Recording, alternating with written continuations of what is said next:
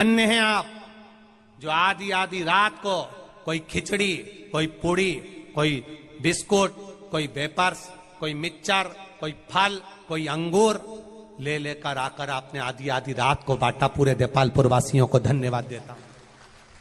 साधुता है आपकी जो आपने समर्पण किया, जो आपने समर्पण किया, साधुता है आपकी।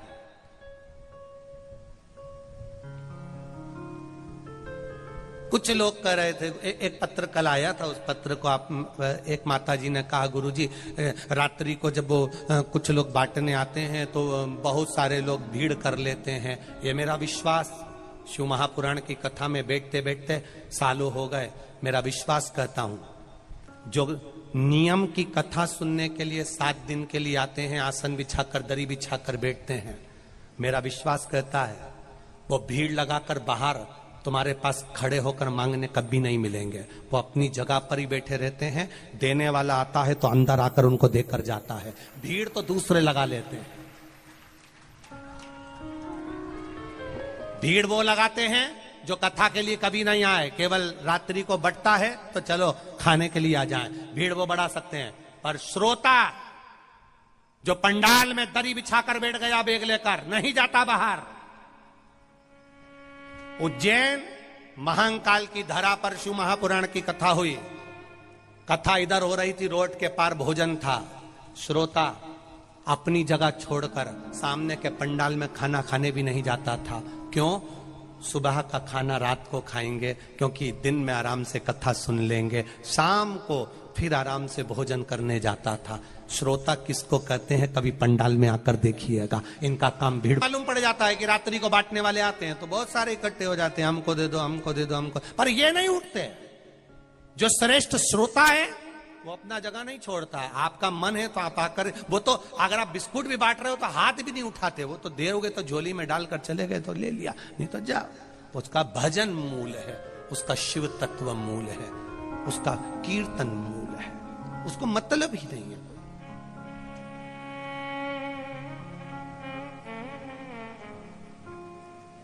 उसका कीर्तन मूल है। आप अंदर आए पंडाल में, बैठे उनके पास में, आपने दे दिया, उनने ले लिया। पर आप सोचे कि वहां बट रहा है वहां चले जाओ, वहां बट रहा है वहां चले जाओ, तो ये कथा सुनने के लिए आए हैं। कोई घर से कमजोर नहीं है। सबके घर में गाड़ी है, सबके घर में कूलर है, सबके घर में एसी है, सबके घर में सोफा लगा है। बस उसके भरोसे आते हैं, कथा सुनते हैं, चले जाते हैं। कथा सुना, चले गए, अपनी भक्ति करी और चले गए,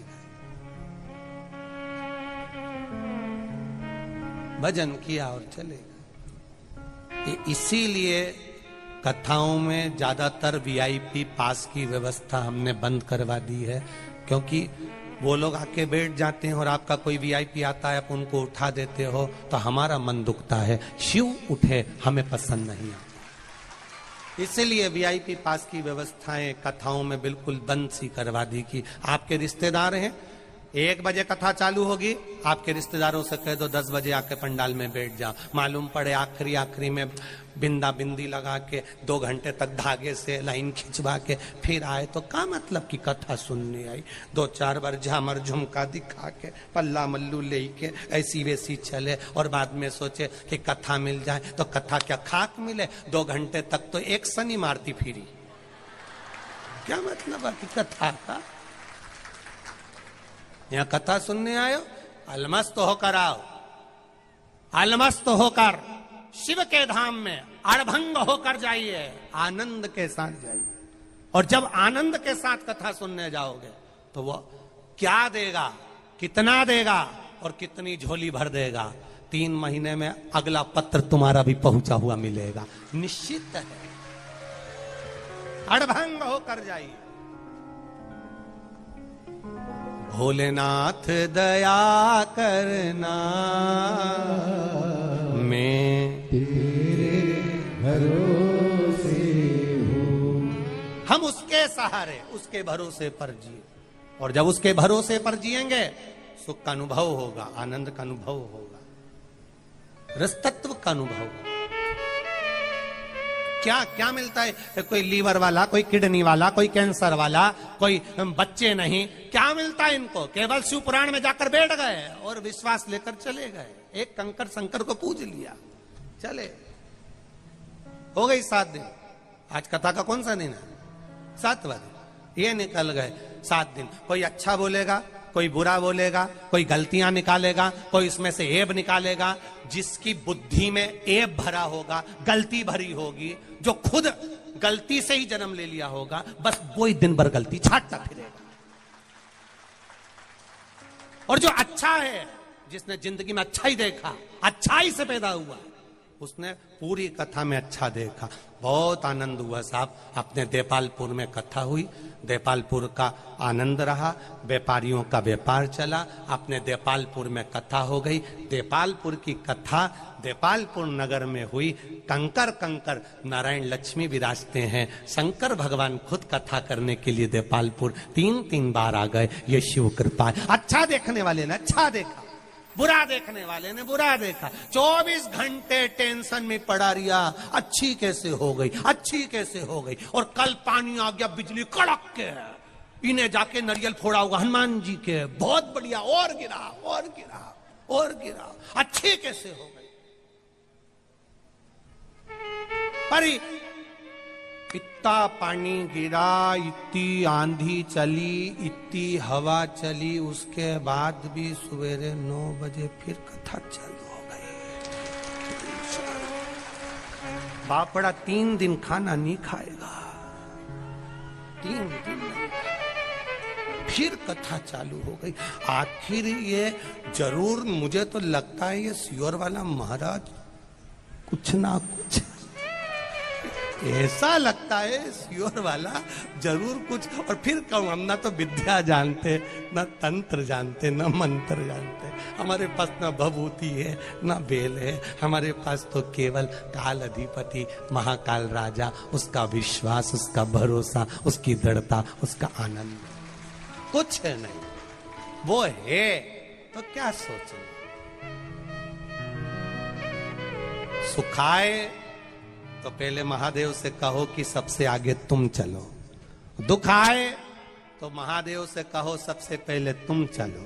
सुख में भी आगे करो उसको, दुख में भी आगे करो उसको। जब सुख में भी महादेव आगे रहेगा और दुख में भी महादेव आगे रहेगा, तुम्हें चिंता करने की जरूरत नहीं पड़ेगी, तुम्हें डोलने की जरूरत नहीं पड़ेगी। बस उसकी अविरल भक्ति तुम्हें मिलती रहे, अविरल भक्ति। शिव कथा कह रही है, शिव तत्व कह रहा है।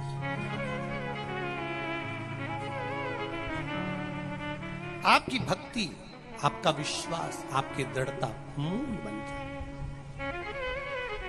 शिव कथा वर्णन कर रही है माता प्रसूति ने।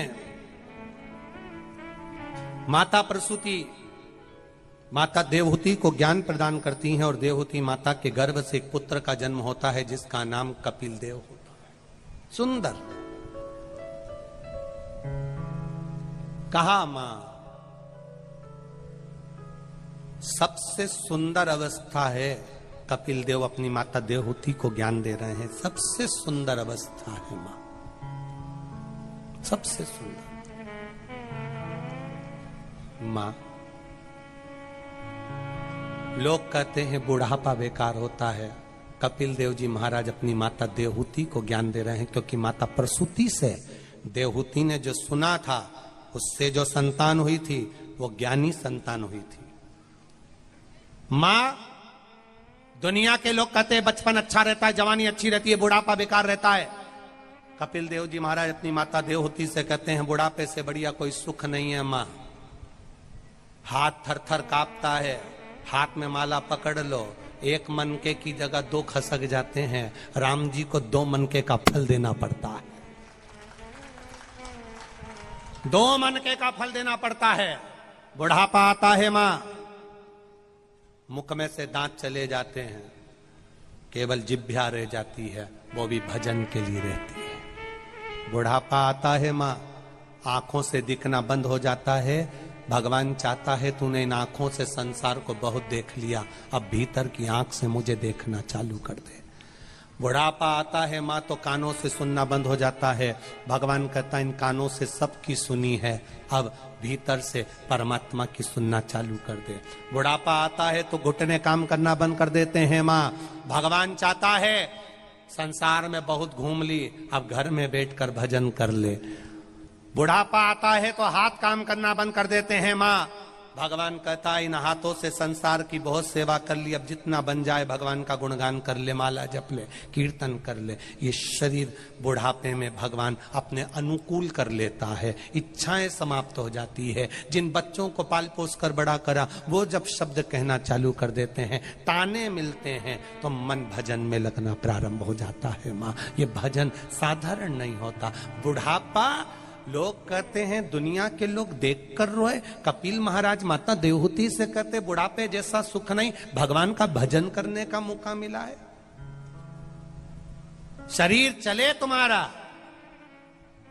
पहले भी कथा में कहा, जब तक तुम्हारे घर में चले और तुम्हारा शरीर चले, जब तक शरीर चले खूब कथाओं में चले जाओ, तीरथ चले जाओ, भजन में चले जाओ, और तुम्हारी जब तक तुम्हारे घर में चले तब तक दान करो, पुण्य करो, सत्कर्म करो, भगवान का भजन करो। जिस दिन तुम्हारी घर में तुम्हारी चलना बंद हो जाएगी, बच्चों की चलना प्रारंभ हो जाएगी, तब 5 रुपए भी तुम की, बच्चों का राज्य जाएगा, बहुओं का राज्य जाएगा, बच्चों का राज आएगा। एक जरा सा भी तुमने दान करा तो तुरंत बच्चों की निगाह में आ जाएगा, बहू भी कह देगी पति से डोकरा तो लुटाने में लगा है। तुरंत सबसे जोरदार काम करा है कैलाश पटेल जी तुमने।